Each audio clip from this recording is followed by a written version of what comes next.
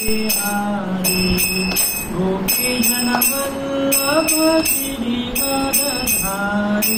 जय राधा माधव कुंज बिहारी गोपी जन वल्लभ गिरिवरधारी जय राधा माधव कुंज बिहारी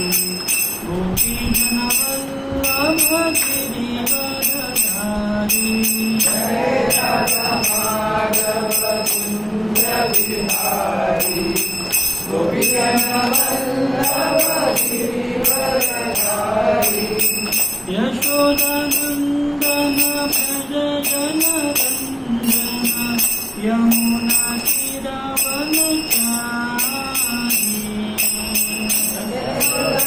यशोदानंदन भज जनरंजन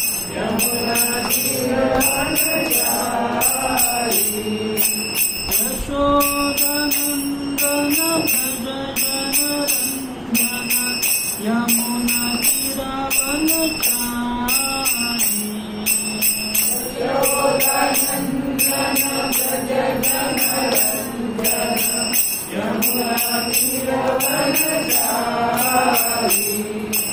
जय राधा माधव कुंज बिहारी गोपी जन वल्लभ गिरिवरधारी जय राधा माधव कुंज बिहारी गोपी जन वल्लभ गिरिवरधारी जय राधा माधव कुंज बिहारी गोपी जन वल्लभ गिरिवरधारी जय राधा माधव कुंज बिहारी गोपी जन वल्लभ गिरिवरधारी हरे कृष्ण कृष्ण कृष्ण हरे हरे हरे राम राम राम हरे हरे हरे कृष्ण कृष्ण कृष्ण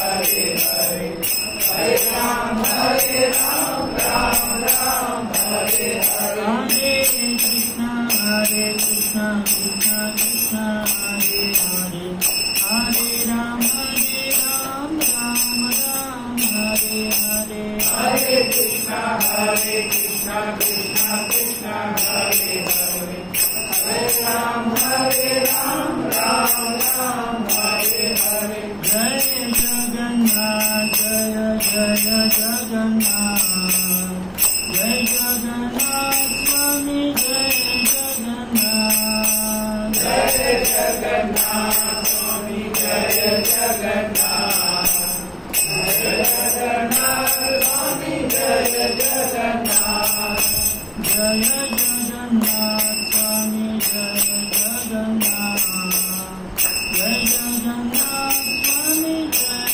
जगन्नाथ जय जगन्नाथ स्वामी जय जगन्नाथ जय जगन्नाथ स्वामी जय जगन्नाथ जय बलदेव जय जय सुभद्रा जय बलदेव जय जय सुभद्रा जय बलदेव जय जय सुभद्रा जय बलदेव जय जय सुभद्रा जगन्नाथ स्वामी नयन पथगामी नयन पथगामी भवतु मे जगन्नाथ स्वामी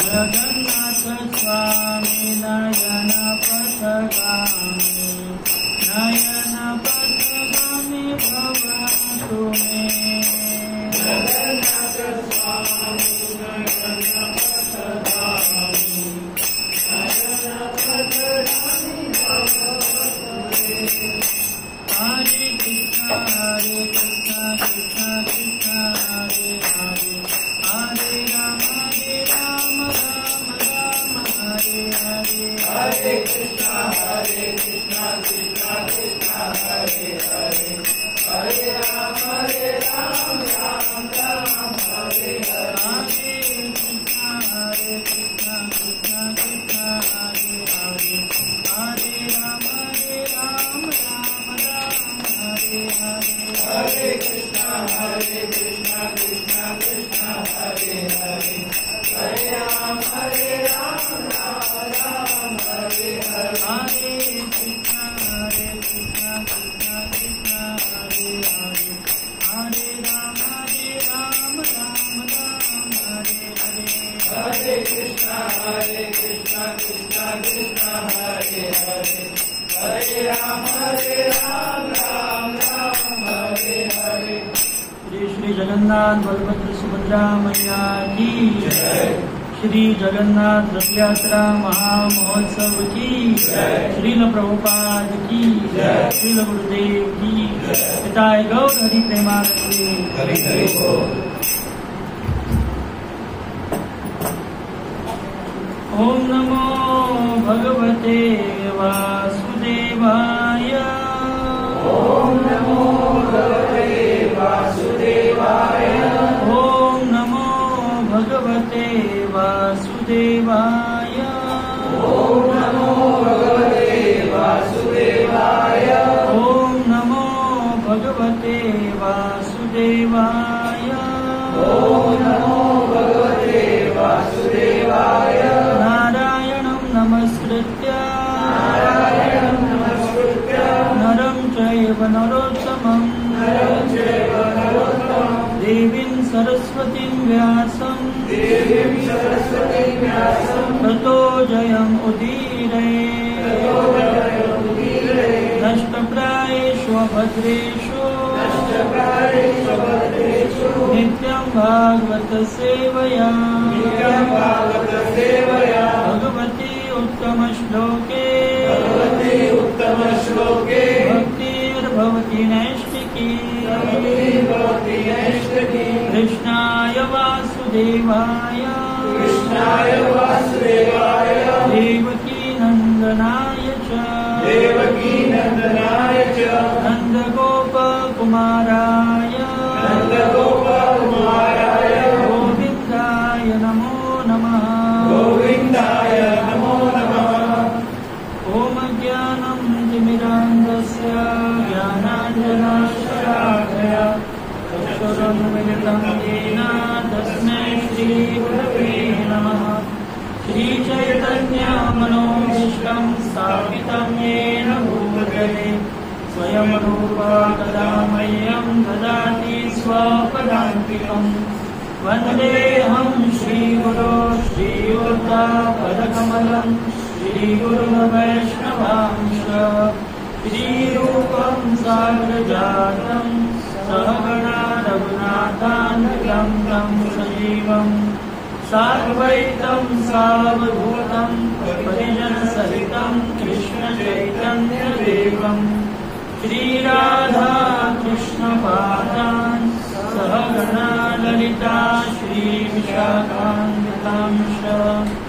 नमो विष्णुपादाय कृष्णप्रेष्ठाय भूतले श्रीमते भक्तिवेदान्त स्वामिनिति नामिने। नमस्ते सरस्वती देवे गौरवाणी प्रचारिणे निर्विशेष शून्यवादी पाश्चात्य देशतारिणे।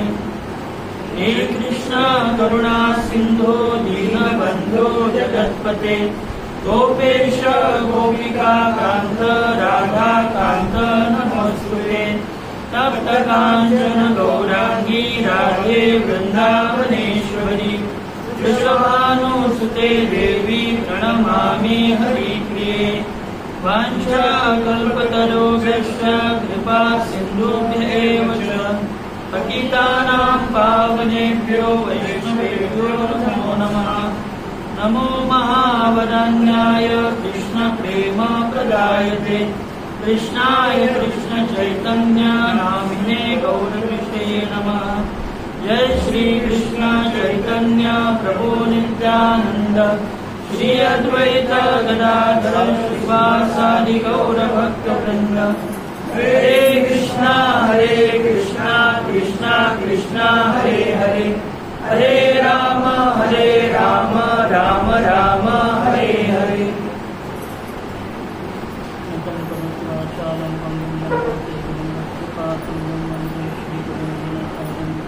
परमानंदमाधवं श्री चैतन्य ईश्वरं तेरपादपल्लवयुगं विनिधाय गंगाधीनां समय सगुणाधिराज विज्ञानभङ्गमलमस्य जगत्त्रयस्य गोविन्दमादिपुरुषं तमहं भजामि। पूर्वे गौरचन्द्राय राधिकाय तदालये कृष्णाय कृष्णभक्ताय तदभक्ताय नमो नमः। नीलाचलनिवासाय नित्याय परमात्मने बलभद्रसुभद्राभ्यां जगन्नाथाय ते नमः। जगदानन्दकन्दाय प्रणत आर्तहराय नीलाचलनिवासाय जगन्नाथाय ते नमः।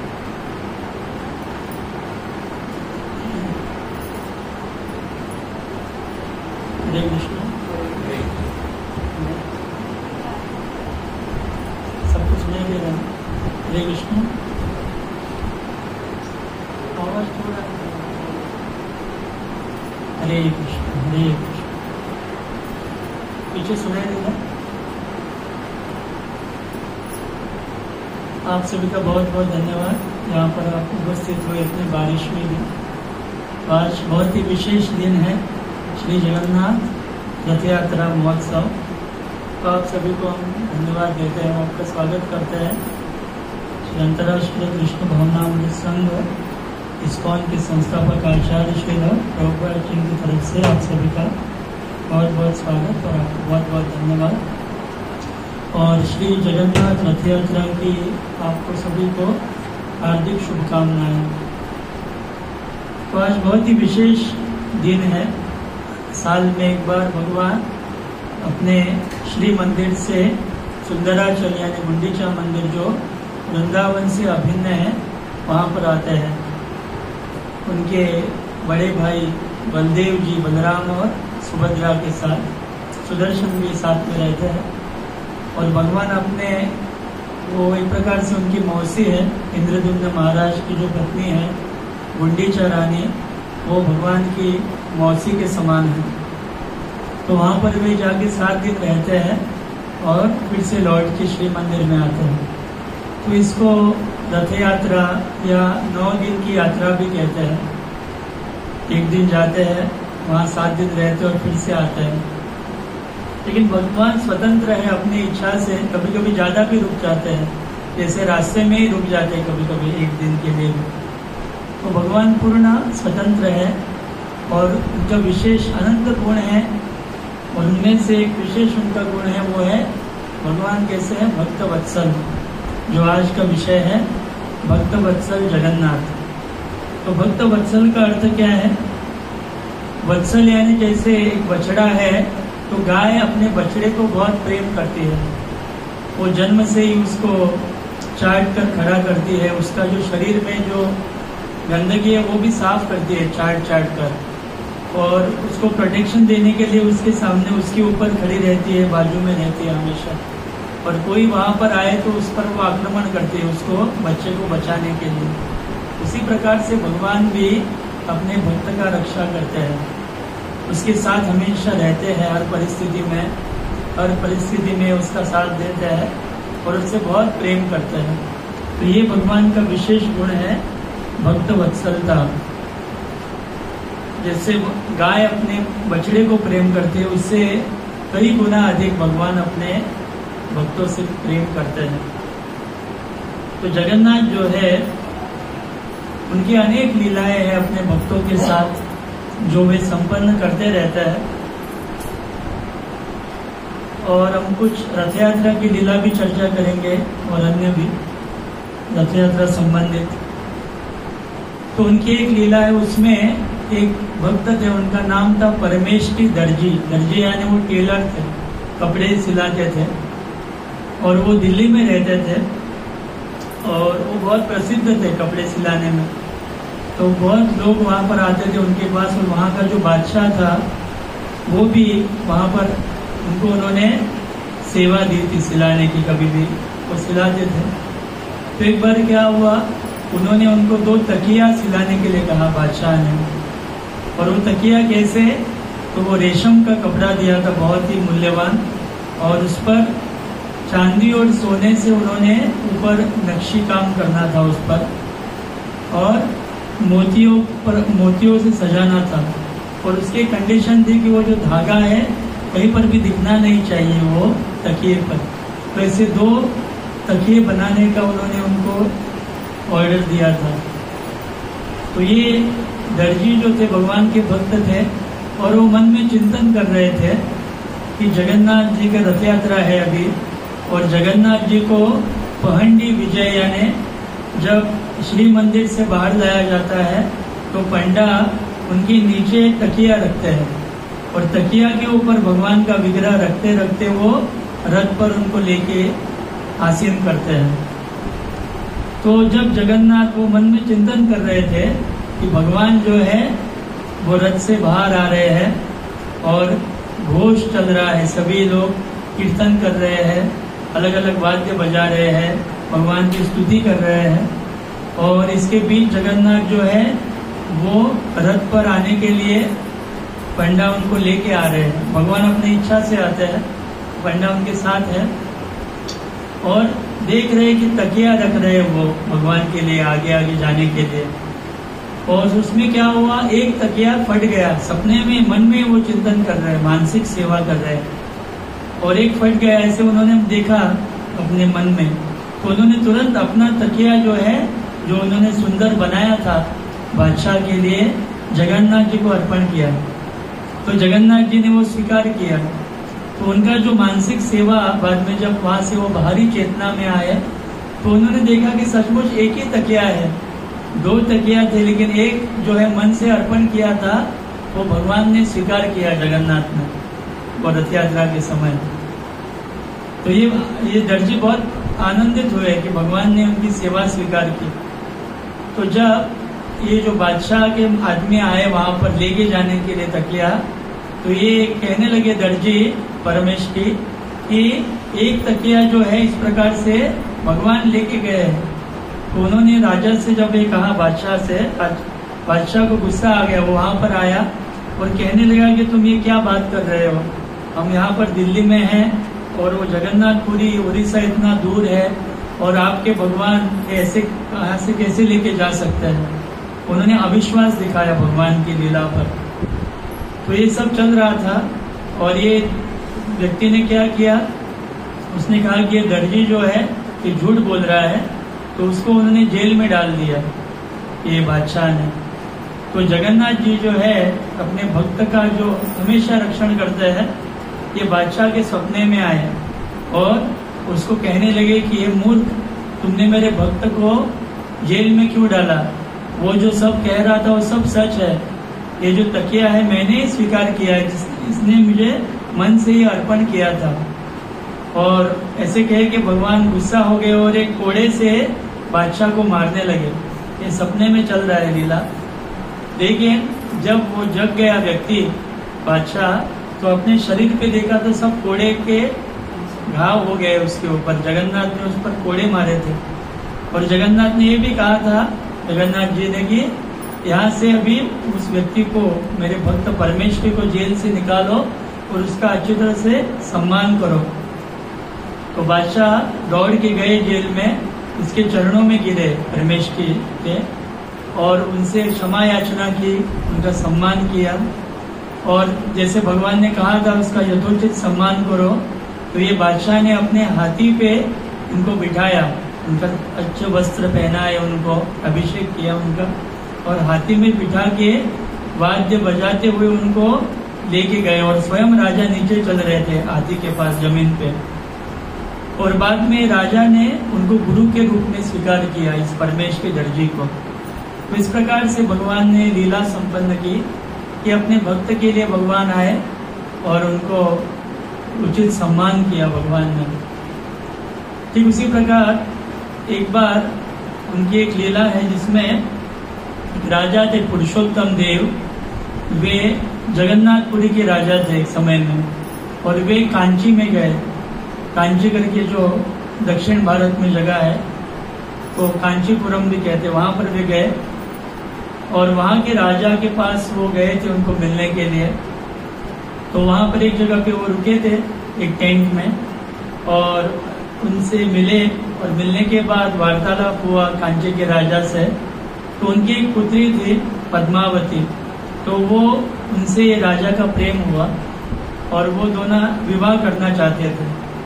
तो बीच में कुछ दिन के बाद पुरुषोत्तम देव रथ यात्रा के लिए जगन्नाथपुरी में आए थे और जगन्नाथ रथ यात्रा की नियम है कि वहाँ की जो राजा है रथ में वो एक विधि होता है चेहरा पोहरा, उसमें वो झाड़ू लगाते हैं जगन्नाथ जी के रथ के सामने। तो ये पुरुषोत्तम देव राजा झाड़ू लगाने लगे। तो ये वहां से कांची से एक मंत्री आया था राजा का ये रथ यात्रा में और कुछ सदस्य आए थे रथ यात्रा देखने के लिए।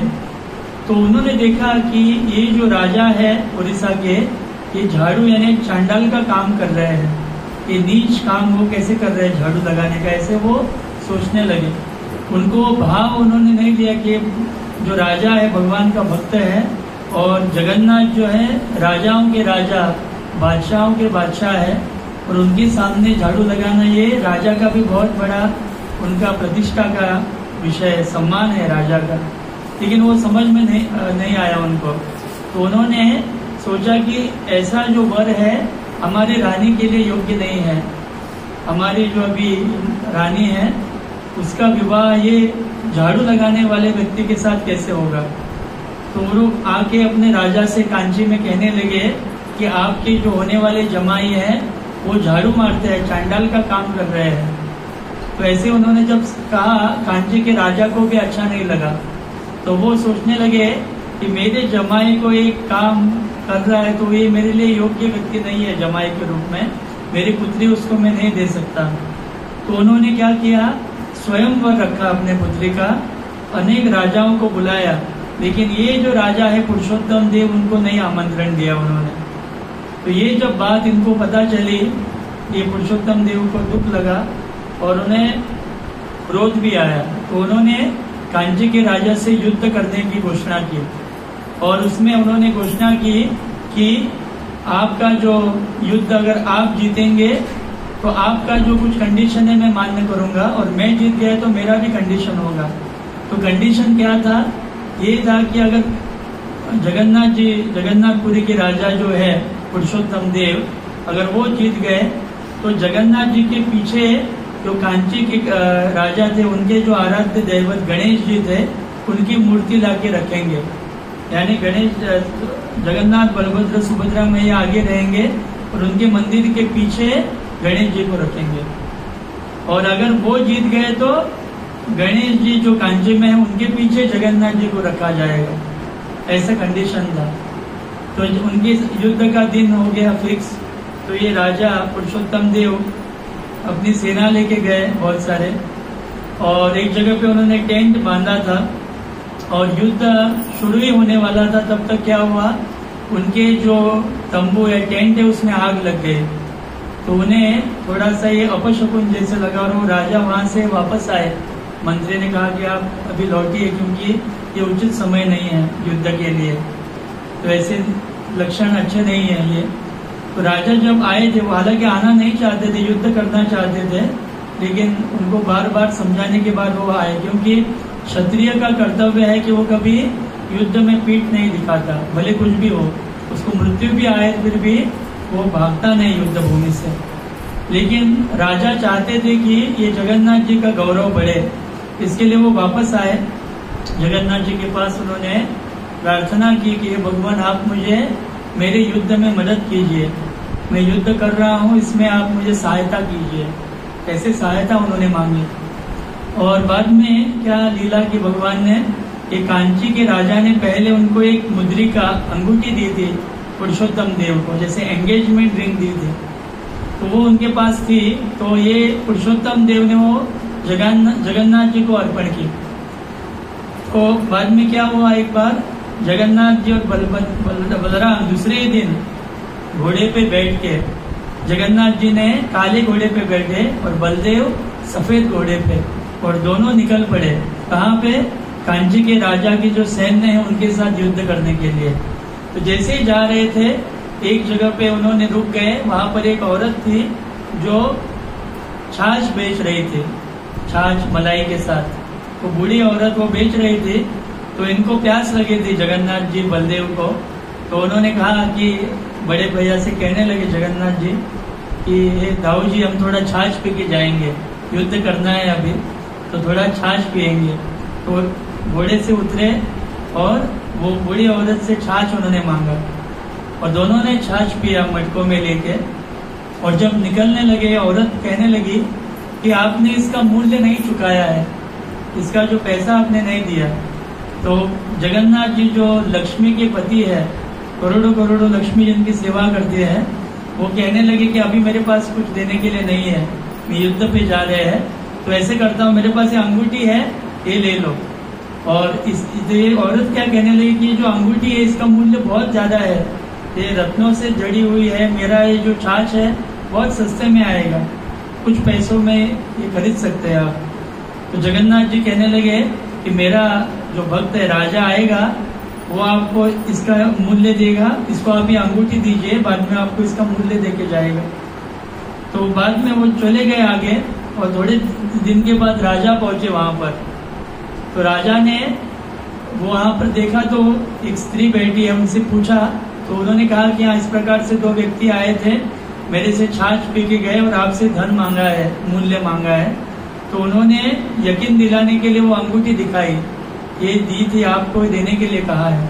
तो राजा तुरंत पहचान गए कि ये अंगूठी मुझे कांची के राजा ने दी थी और इसको मैंने जगन्नाथ जी को दिया था। तो जगन्नाथ जी ने उनको वो अंगूठी दी थी याद दिलाने के लिए कि मैं युद्ध में आपको मदद करने के लिए आगे गया हूँ मेरे भाई के साथ। और वहां पर वो चले गए और वहां पर घनघोर युद्ध किया भगवान ने और बहुत सारे सैनिक मारे गए और कांची के राजा परास्त हो गए।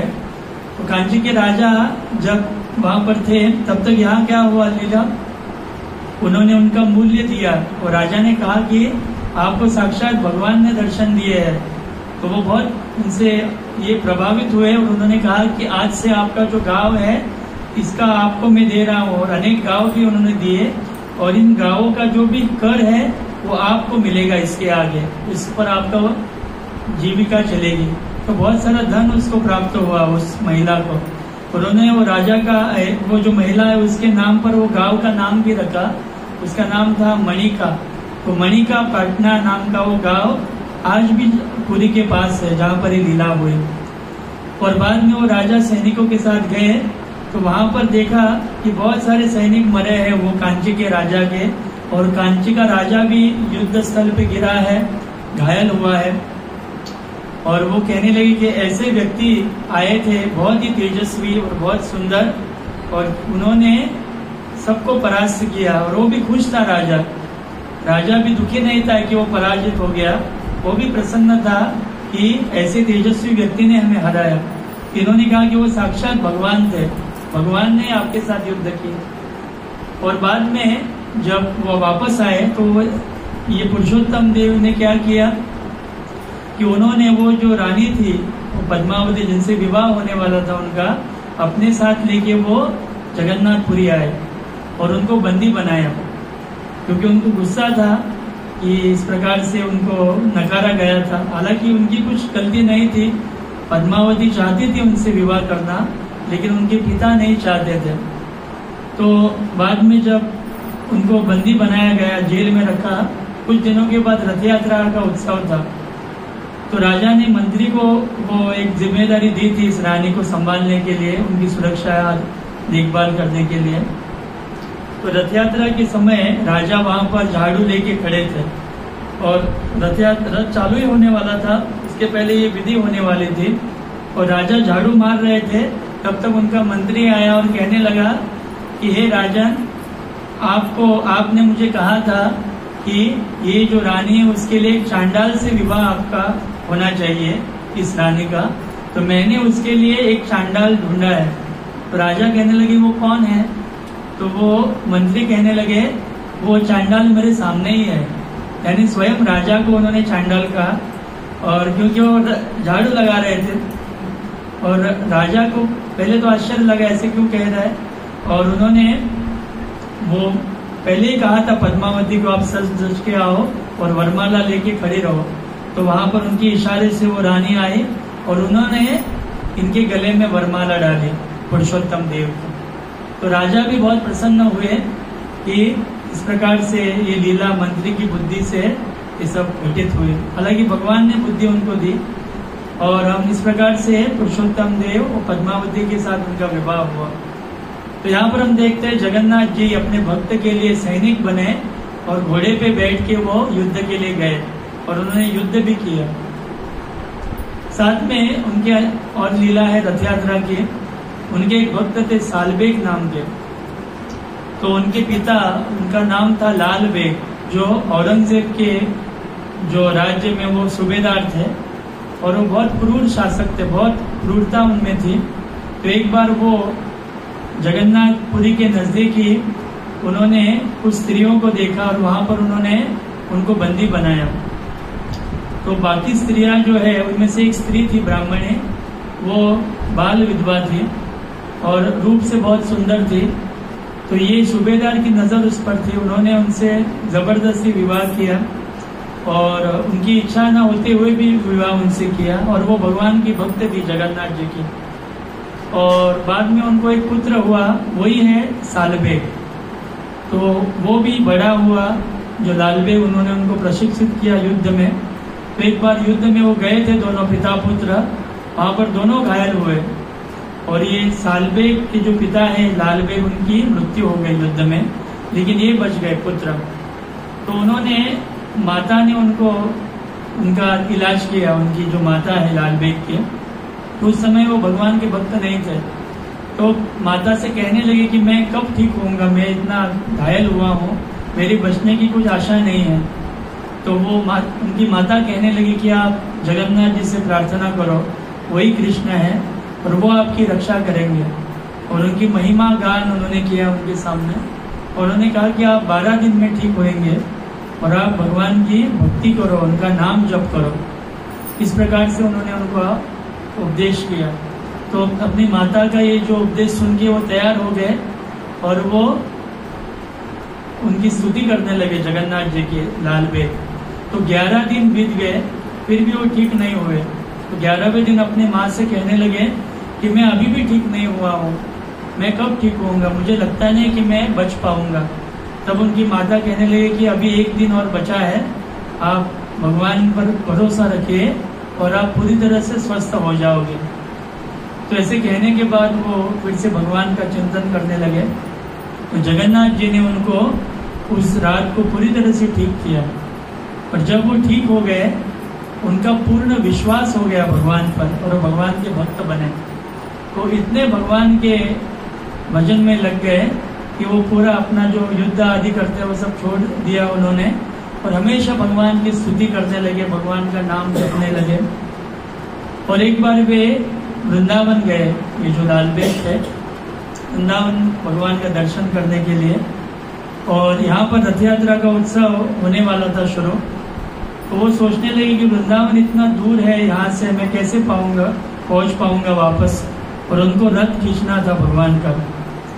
तो हजारों किलोमीटर अंतर है उड़ीसा और वृंदावन में, जगन्नाथपुरी और वृंदावन में। तो वो लौट रहे थे तेजी से, ठीक से खा भी नहीं रहे थे रास्ते में और दिन रात चल रहे थे, दौड़ रहे थे वापस आने के लिए। तो यहाँ पे भगवान ने ऐसी लीला की कि जब वो लौट रहे थे भगवान अपने श्री मंदिर में, तो वो एक जगह पे रुक गए और प्रयास किया गया उनको रथ खींचने का, लेकिन कोई कुछ नहीं कर पाया। हाथी लगाए गए खींचने के लिए, फिर भी वो रथ नहीं हिल रहा था। तो भगवान अपने भक्त के लिए रुक गए थे। ये जो सालबेग है, तो भगवान से उन्होंने कहा था कि मैं आपका दर्शन करना चाहता हूँ और आपका रथ खींचना चाहता हूँ। इसके लिए भगवान वहाँ पर रुक गए। और जब सालबेग पहुंचे, तभी जब वहाँ पर पहुंचने के बाद भगवान का दर्शन करके स्तुति और जब खींचा सालबेग ने, तब रथ आगे बढ़ा।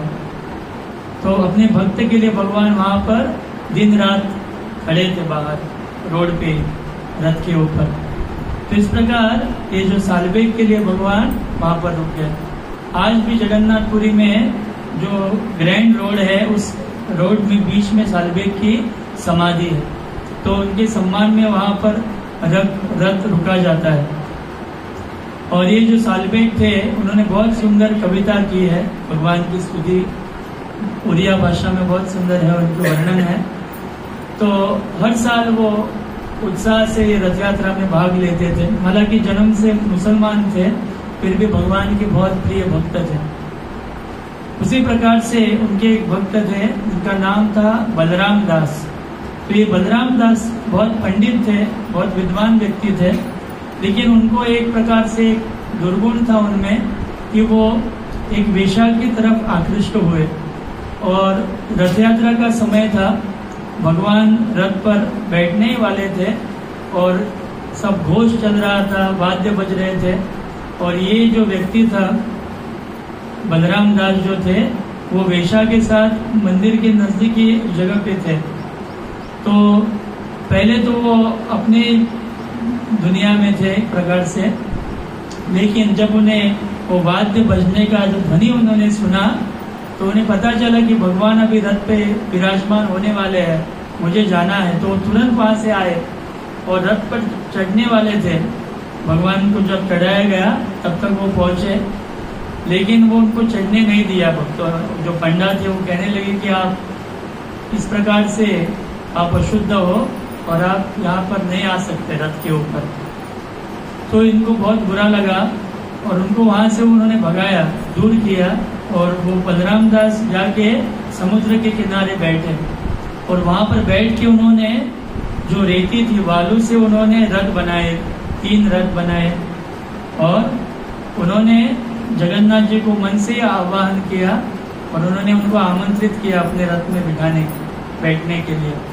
तो यहाँ पर जो ग्रैंड रोड पे भगवान बैठे थे, वो उस रथ पे गए। हालांकि वहां पर भी है, लेकिन एक रूप से बलराम दास के रथ में जाके बैठे।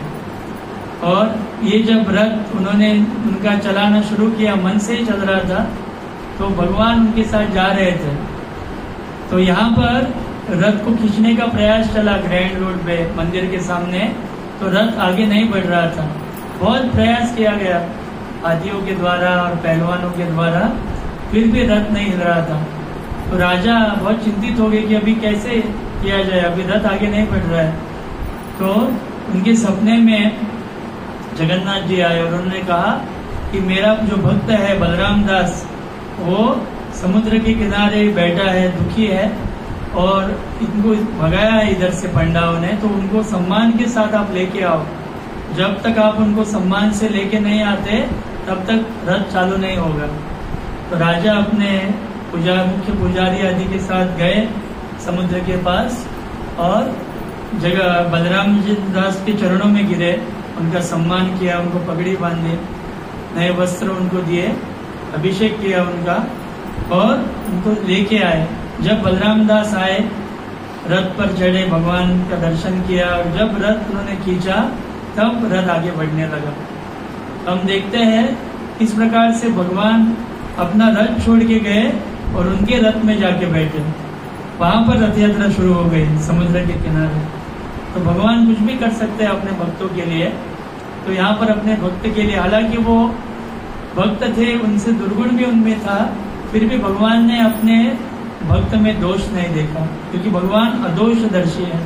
अपने भक्तों में या किसी में भी कुछ भी दुर्गुण भगवान नहीं देखते, सब में गुण देखना है भगवान का स्वभाव है। एक बार हम देखते हैं द्वारका लीला में एक कुत्ता था, एक जमीन पे बैठा था वो, और साथ में कृष्ण जा रहे थे, उनके साथ उद्धव जी थे। उद्धव कहने लगे कि ये कृष्ण, आपके राज्य में कुत्ता जो है इस प्रकार से है और वो जख्मी भी है, लेकिन भगवान ने कहा कि उसके जो दांत है देखो कैसे चमक रहे हैं। तो कुत्ते के उसमें भी गुण भगवान ने देखा कि उसके दांत चमक रहे थे। इस प्रकार से भगवान जो है किसी में कुछ भी दुर्गुण नहीं देखते। हालांकि हम सब में बहुत सारे दुर्गुण रहे हैं और है भी, लेकिन भगवान इन दुर्गुणों को न देखते हुए केवल जो गुण है उनको ही बड़ा चढ़ा के देखता है। थोड़ा भी अगर हमने कुछ भक्ति भाव है या थोड़ा भी गुण है, तो उस गुण को ही बढ़ा करके भगवान को देखना ये भगवान का स्वभाव है। तो इस प्रकार ये बलराम दास के साथ भगवान ने लीला की। तो उनके और एक भक्त थे, उनका नाम था प्रभुदास। तो ये जो प्रभुदास थे वो मंदिर के नजदीक ही पान बेचते थे और जगन्नाथ जी को उस समय में पान अर्पण नहीं करते थे मंदिर में। वो पान अर्पण करना ये सेवा उस समय में नहीं थी। तो ये प्रभुदास जो थे मानसिक रूप से भगवान को प्रतिदिन पान अर्पण करते थे। तो जगन्नाथ और बलदेव मंदिर में रात को जब मंदिर बंद होता था, दोनों भाई आते थे मंदिर से बाहर और ये प्रभुदास के पास आके पान खाते थे। तो उनको पता नहीं कि जगन्नाथ बलदेव है और उनसे वो पान लेके ये दोनों खा के जाते थे और उसके बदले में कुछ उनको पैसे नहीं देते थे। उनको अच्छे से स्मित हास्य करते थे भगवान, उसमें ही प्रभुदास प्रसन्न होते थे, सब भूल जाते थे उनसे पैसा लेना। तो ये प्रतिदिन की लीला होती थी। एक सफेद रंग का लड़का और एक सावले रंग का प्रतिदिन आते थे, बहुत सुंदर दोनों लड़के थे। तो ये जो बलराम दास थे जिनके साथ भगवान ने लीला की थी, तो वे प्रभुदास को एक बार कहने लगे कि आपके पास दो लड़के आते हैं, आपको पता है ना? हाँ, वो कहने लगे हाँ मुझे पता है। तो प्रतिदिन आते हैं बराबर? हाँ, आपको कैसे पता है? वो कहने लगे। तो बलराम दास कहने लगे मैं प्रतिदिन रात को ये देखता हूँ, हर रात्रि को ये लीला घटित होती है। ये कृष्ण और बलराम है, ये साक्षात भगवान आपके पास आते हैं। तो पहले तो उन्होंने नहीं कहा, उनसे कहा कि आप क्या करो, उनकी जो उत्तरी है वो मांग के लो, ये शॉल जो पहनते हैं दोनों वो ले लो उनसे और उनको कहो कि ये देने के बाद पैसा जब लाओगे तभी ये वापस दूंगा, ऐसे उनके कहो, ऐसे कहा उन्होंने। तो रात को फिर से आए जगन्नाथ बलदेव, उनसे पान खाया और जब जा रहे थे लौट के तब उन्होंने उनसे प्रभुदास ने कहा कि ऊपर का जो शॉल है मुझे दे दो दोनों, तो जब आप मूल्य चुकाओगे ये वापस आपको दूंगा। तो दोनों ने अपना अपना शॉल दे दिया और मंदिर में ऐसे ही आए। तो पुजारी ने जब पट खोले सुबह दूसरे दिन, देखा तो दोनों की शॉल नहीं है। तो कहाँ गए प्रश्न हुआ। तो सब सोचने लगे कि भगवान का किसने चुराया वस्त्र, कहाँ पर गया। जैसे जब समस्या होती है तो पुजारी या राजा के सपने में भगवान आके दृष्टांत देते हैं। तो ऐसा नियम है कि जो पुजारी है वो अपना जो उपवस्त्र है वो निकाल के वो मंदिर के प्रांगण में या मंदिर के पास ही सो जाते हैं। तो उनके सपने में भगवान आके कहते हैं जो बात कहनी है। तो जगन्नाथ जी वो मुख्य पुजारी के सपने में आए और कहने लगे कि मेरा एक भक्त है यहाँ पर प्रभुदास, उसके पास में रात को पान खाने के लिए जाता हूँ। तो उन्होंने ये मेरे जो वस्त्र है दोनों मेरे और बलराम के वो रखे हैं, तो उसका उचित मूल्य आप चुकाओ और वो वस्त्र प्राप्त करो। तो राजा भी गए उनके साथ, पुजारी भी गए और प्रभुदास का सम्मान किया उन्होंने और उनको आज्ञा दी कि आप प्रतिदिन आपका ये सेवा होगी कि भगवान को आप पान खिलाएंगे। जब भगवान सब व्यंजन खाएंगे तो रात को पान खिलाने की सेवा आपकी होगी। तो उनको उन्होंने वो सेवा दी। आज भी भगवान को पान खिलाया जाता है सभी व्यंजन खिलाने के बाद।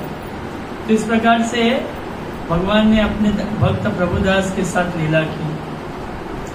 तो उनके एक भक्त थे रघुदास नाम के, तो वे सीताराम लक्ष्मण के भक्त थे, राम भक्त थे और मंदिर के बाहर वो रहते थे और वो मंदिर में जाते नहीं थे। वो सोचते थे कि जगन्नाथ एक राम जैसे नहीं, अलग है, उनका जो आकार है राम जैसे नहीं दिखता है। तो एक दिन उनकी इच्छा हुई जगन्नाथ जी का दर्शन करने के लिए, गए वहां पर देखा तो जगन्नाथ बलभद्र और सुभद्रा मैया की जगह पे कौन है, सीता राम और लक्ष्मण, ऐसे सभी दिखा उन्होंने, प्रभु रामचंद्र के दर्शन किए उन्होंने। तो तब से वो राम, उनको पता चला कि जगन्नाथ और राम ये कोई अंतर नहीं है, साक्षात प्रभु रामचंद्र ही है। तो वे उनके लिए जब सेवा करते थे, फूलों की माला बनाते थे, तो वो केले की जो तना है उसका धागा इस्तेमाल करते थे। तो ऐसे प्रकार से उन्होंने सुंदर फूलों की माला बनाई और उन्होंने भगवान को अर्पण करने के लिए पुजारी को दिया। तो जो पुजारी थे उन्होंने देखा कि जो केले का तने का जो धागा है वो पहले इस्तेमाल नहीं किया जाता था सेवा में भगवान के, तो उन्होंने वो हार नहीं पहनाया, भगवान को बाजू में रख दिया। बाकी के हार जब पहनाना प्रयत्न किया पुजारी ने, तो वो सब टूट के नीचे गिरने लगे। कौन सा भी हार और कौन सा भी जो वस्तु है भगवान ने स्वीकार नहीं किया। तो ये सब चिंतित हो गए, अभी क्या किया जाए, भगवान कुछ नहीं स्वीकार कर रहे, क्या गलती हो गई। तो पुजारी फिर से वहां पर निद्रिस्त हो गए, क्योंकि सपने में फिर से भगवान उनके आए, उनको जानना था क्या प्रॉब्लम हुआ। तो जगन्नाथ जी ने कहा कि मेरा जो भक्त है रघुदास, उसने मेरे लिए ये फूलों की माला बनाई थी प्रेम से, और तुमने इसे अर्पण नहीं किया, तो मैं ये कौन सा भी आपका जो भेंट है उपहार में स्वीकार नहीं करूंगा। जब तक वो स्वयं जाके पहनाओगे नहीं उसको लेके आगे, तब तक मैं कुछ भी स्वीकार नहीं करूंगा।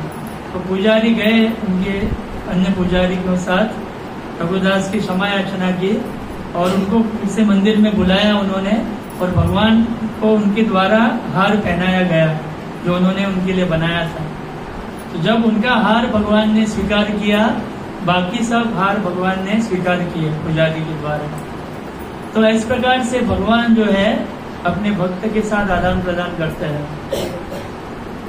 वैसे बहुत सारी लीलाएं हैं, हमारे पास समय कितना है?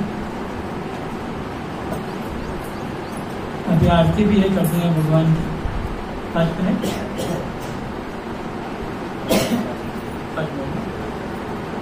हाँ, और रथ यात्रा भी है गणिजे में, भगवान सबको लाभ दे रहे हैं रथ यात्रा का।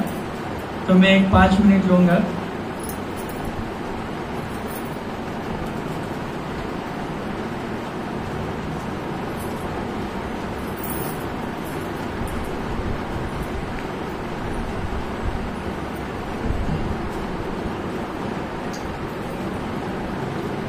तो भगवान के एक भक्त थे आचार्य पद्मपाद नाम के, वो शंकराचार्य के शिष्य थे, आदि शंकराचार्य के।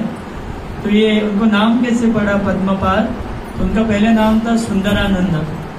तो ये सुंदरानंद जो थे, वे एक बार वो बहुत अच्छे प्रिय शिष्य थे शंकराचार्य के, बहुत पसंद करते थे गुरु उनको।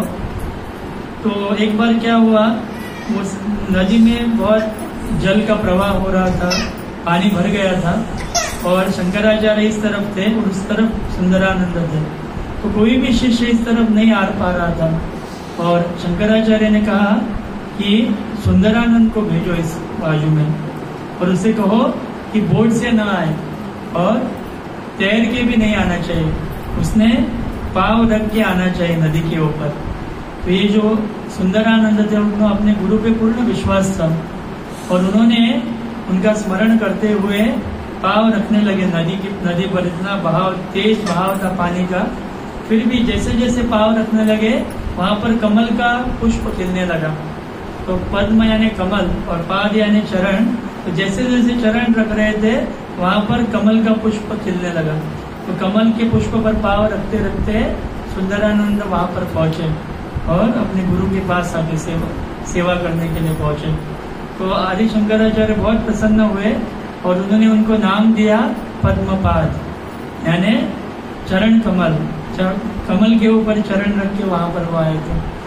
तो इस प्रकार ये जो आचार्य पद्मपाद थे वो वेद के प्रकांड पंडित थे, और वो जगन्नाथ जी के दर्शन के लिए जब गए थे उन्होंने देखा कि वहां पर जो सेवा है वो अलग ही तरीके से होती है, वेद के मार्ग के अनुसार नहीं होती। तो जो भोग भी दिखाते हैं वो अलग प्रकार से दिखा रहे हैं। तो वो सोचने लगे कि ये योग्य विधि नहीं है। तो ऐसे सोचते हुए वो जब विश्राम कर रहे थे तब जगन्नाथ जी, उन्होंने प्रसाद भी नहीं लिया जगन्नाथ को। वो सोचने लगे कि ये तरीका जो है ठीक नहीं है और ये कैसे भगवान ग्रहण कर सकते हैं। तो भगवान उनके सपने में आके वो कहने लगे कि ये सभी जो पंडा है मेरे भक्त है और इसमें आप दोष मत निकालो, क्योंकि ये सभी विधि मुझे पसंद है। और उन्होंने उनको दिखाया, उन्होंने कहा कि आप जाके देखो कैसे मैं भोग स्वीकार करता हूँ। तो जब वो दर्शन कर रहे थे भगवान का, उनके सामने बहुत सारे मटके रखे थे चावल के, सब्जी के और सभी। तो वहां पर भगवान कृष्ण के रूप में, गोपाल के रूप में आए और वो मटके के ऊपर बैठे और वो स्वयं खा रहे हैं। ये दर्शन पद्मपाद ने किया। तो जब ये दर्शन उन्होंने किया, उनको यकीन आया कि भगवान वो सब भोग स्वीकार करता है और वो महाप्रसाद है। तो तुरंत उन्होंने इस बात में महाप्रसाद स्वीकार किया। भगवान का जो महाप्रसाद है वो विशेष है जगन्नाथ जी का, जो देवताओं को भी दुर्लभ है, और जो चांडाल व्यक्ति है हो या ब्राह्मण कोई भी हो एक साथ भोजन कर सकता है। इतना परम पवित्र वो महाप्रसाद है। तो ऐसे भगवान की बहुत सारी लीलाएं हैं। समय हमारे पास नहीं है, कभी हम आगे चल के इन लीलाओं पे चर्चा करेंगे। और अभी आरती भी होनी है और बाद में हम प्रसाद लेने के बाद रथ यात्रा में भी भाग ले सकते हैं। तो आप सभी का बहुत बहुत धन्यवाद, यहाँ पर उपस्थित हुए और आप शांति से आपने श्रवण किया। श्री श्री जगन्नाथ बलभद्र सुभद्रा मैया की जय। श्री जगन्नाथ रथ यात्रा महामहोत्सव की जय। श्रील प्रभुपाद की जय। श्रील गुरुदेव की जय। अनंत कोटि वैष्णव वृंद की जय।